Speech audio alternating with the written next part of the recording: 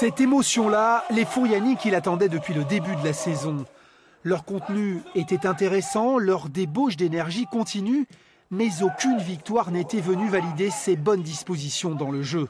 Problème, ce samedi se présente Saint-Malo en maillot fluo, dont l'ambition est clairement la montée.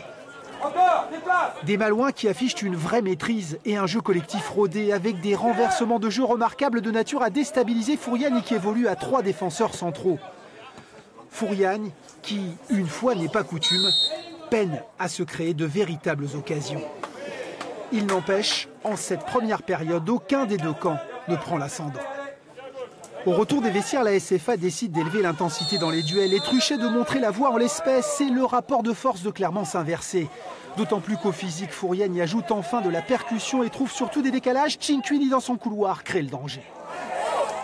Il y en a qui ont de l'argent, qui ont des grands joueurs. Nous, on n'a pas d'argent, on n'a pas de grands joueurs, mais on a un cœur. Et il fallait jouer avec nos armes, avec notre public, et que j'ai trouvé aujourd'hui encore présent.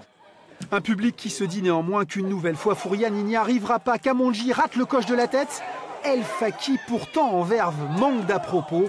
Un sentiment qui flotte jusqu'à la 82e minute. Aziwi est l'auteur d'un beau geste défensif. Naît alors un petit jeu en triangle.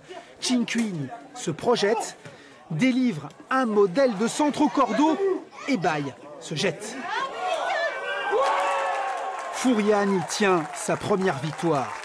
Après une intersaison marquée par le départ de son entraîneur, de nombre de ses leaders, la SFA prouve là, une fois de plus, sa propension à se relancer.